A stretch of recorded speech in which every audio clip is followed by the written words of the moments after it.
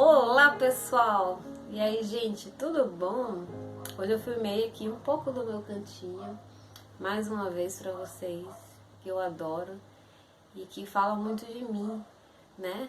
Daquilo que eu amo fazer e que eu dedico assim boa parte da minha vida com as artes. E hoje, na verdade, ontem, né? Eu fui no supermercado e foi quando eu me dei conta que nós estamos aí já na primavera. Porque essa moça bonita, né, tava lá, bem na entrada do mercado, junto com outras flores lindas, mas ela me chamou a atenção porque estava super florida e linda. Bem, e aí também faz tempo que eu estou pensando no diário de artes, né? Que já tem quase 2 meses que eu não faço ele. E é isso que eu queria conversar com vocês hoje. Porque o diário de artes, para mim, é uma terapia comigo mesma. E quando eu tive a ideia, assim, de colocá-lo no canal, foi justamente para ajudar e compartilhar com vocês uma maneira, vamos assim dizer, não vou nem usar o termo técnica, tá bom? Vamos falar tudo de uma maneira assim muito simples, mas uma maneira assim criativa e sua, pessoal, de trabalhar às vezes questões que você não consegue muitas vezes verbalizar, ou até mesmo se dar conta conscientemente do quanto algo está ali, né, gerando em você algum sentimento, vamos dizer assim, negativo. Então, o Diário de Artes, quando eu propus aqui no canal, foi justamente da gente, de quem quiser e sentir que isso também é para si interessante, uma maneira terapêutica sua de você mudar hábitos, perceber hábitos. Primeiro perceber, né, para depois mudar.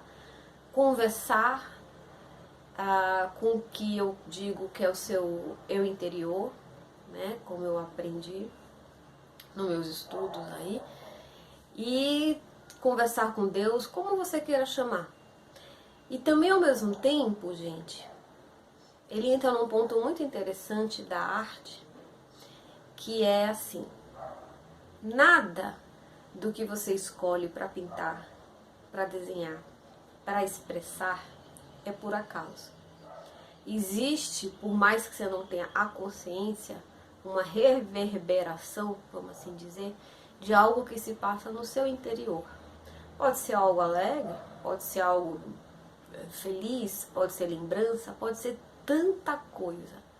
Mas a temática que a gente escolhe, aquilo que a gente desenha, aquilo que a gente pinta, às vezes até mesmo a gente não percebe, mas a gente escolhe colorir um determinado livro. Existe uma identificação aí dentro. E isso é o que é mais bonito, e isso é o que as pessoas não percebem, às vezes de uma maneira consciente, no quanto a arte está curando, está tratando, acalmando, falando de si. E aí a gente está vendo, né, esse crescimento com a pintura e com o colorido de todas as técnicas, e isso é simplesmente fascinante. Isso é maravilhoso, porque, gente, a arte cura.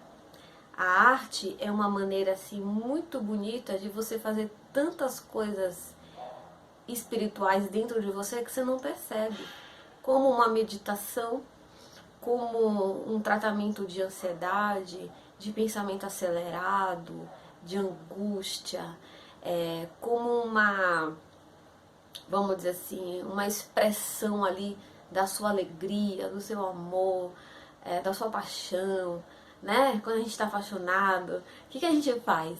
A gente escreve, a gente pinta, a gente faz quer dar aquele presente lindo para a pessoa amada, aí a gente montar. Vocês percebem? Então, essa necessidade que o ser humano tem de expressar tudo aquilo que se passa dentro dele, ele faz isso através da arte, sabe? A linguagem é a arte. E aí pode ser a música, pode ser o canto, pode ser a pintura, o desenho, o colorido, não importa. E ao mesmo tempo, você entra em uma parte sua que a gente não consegue nem achar palavras para descrever que parte é essa, né? Mas é sua. E observem que quando você faz algo assim, que você sente todo o seu envolvimento naquilo, sua contemplação, sua meditação, e você termina, e você olha aquilo, fala a verdade, né? É aquela sensação de orgulho, no sentido bom, de que, poxa, o que fiz, de êxtase, de um contentamento genuíno. Isso é o tocante da arte. Não sei descrever para vocês em palavras onde é que ela chega, mas eu só posso dizer que assim eu defino, que para mim a arte quando a gente pratica, quando a gente aprecia, é aquele momento em que a gente conversa com Deus, sem palavras, tá? E aí, nesse processo de falar da gente, ela cura. E quando eu fiz o Diário de Artes, foi justamente porque a gente estava ali vivendo o auge da pandemia e com muita gente desenvolvendo a ansiedade ao extremo, o medo, a depressão, fora as próprias perdas que muitos tiveram, que gerou uma enorme tristeza, um enorme vazio, né? E ao mesmo tempo um turbilhão de coisas. E quem não passou, quem não sofreu e quem não sentiu tudo isso, né? E de uma certa maneira, por outro lado, eu acho que eu já comentei no canal em alguns vídeos, eu já tive há muito tempo atrás a depressão. Aí na época tratei, depois eu fiquei boa, mas eu vim em determinados momentos da minha vida apresentando a síndrome do pânico. Então eu quero falar isso aqui pra vocês. Por quê? Porque o exemplo também cura. O exemplo também nos faz buscar meios para nos tratarmos e para a gente acreditar que se alguém superou e alguém achou os caminhos, você aí também pode. E a síndrome do pânico é simplesmente uma coisa horrível, indescritível. Que você pensa coisas que você não acredita que vem da sua cabeça e você entra num processo enorme de medo que quem não teve, que nunca tenha, porque é indescritível. E você, como me disse uma vez, querido doutor Renato Lobo, lá em Salvador, você perde a sua qualidade de vida. E aquilo desce por um ralo, né, gente? E você não sabe o que fazer. E às vezes em algumas pessoas é tão sério que a pessoa pode vir perder emprego e ter prejuízos enormes, porque você fica à mercê de um medo. Bem, vejam só, no que eu tive tudo isso, eu já pintava, e eu acredito que se eu conseguir buscar tratamento, ter paciência comigo mesmo, perceber todo o processo da minha mente, é porque eu justamente já pintava. E eu digo para vocês que no meu processo entre entrar na faculdade, praticar, então aquela Érica lá com os 19, 18 anos, extremamente nervosa, extremamente agitada, e hoje a mudança é enorme. Claro que não foi só a prática da arte, Mas a prática da arte me trouxe uma coisa fundamental quando você quer curar um hábito que não é bom, a depressão, o medo, o pânico, a ansiedade, o déficit de atenção, que é o quê? É aprender a silenciar a sua mente, a acalmar. Porque você, nesse momento em que você está fazendo algo artístico, você silencia o seu lado esquerdo. Como eu estava falando para meus alunos no vídeo lá da videoaula do Magia da Aquarela, e falando justamente para eles toda essa beleza que envolve a arte, uma das mais poderosas é isso. Ela te dá, gente, mecanismos de você controlar a sua mente, no sentido de você perceber quando você está entrando num processo de ansiedade. Por quê? Porque o fazer artístico silencia o seu lado esquerdo. O lado esquerdo do nosso cérebro é esse lado que fala, é o lado da escrita, é o lado do verbal, é o lado do racional, sabe? Sabe aquela mente que não para de falar? É o lado esquerdo. O direito, então, é o lado das artes, é o lado da música, é o lado da meditação, da contemplação. Só que ele é assim, como eu diria, ele sofre muito a influência do esquerdo. Por quê? Porque a gente está sempre pensando. Na verdade, o pensamento é uma coisa que está com a gente. O que você aprende quando você começa a pintar, a meditar, é conter, né, esse pensamento desenfreado que cria uma história, que cria uma ilusão, que vocês entendem? Enfim, que leva a gente para caminhos tão fantasiosos, mas que ao mesmo tempo se torna tão real que a gente faz o quê? A gente desenvolve o pânico, o medo, os boicotes, como eu chamo, né? Que é tudo. E na arte é o boicote de dizer: você não pinta bem, você não desenha bem, ih, isso aí que você fez tá feio. Eu conversei isso com meus alunos. Então, gente, quer trabalhar a arte? Não preocupado se o que você faz está bonito, se o que você faz é belo, se o que você faz é aceito, mas no sentido do religar você com o seu interior, com Deus, com a beleza do universo, uma beleza tão relativa, tá? Que eu pergunto para todo mundo, perguntei para meus alunos, e foi a pergunta que mais me encantou na faculdade: o que é o belo? Eu não vou dar essa resposta para vocês. Eu quero que cada um busque.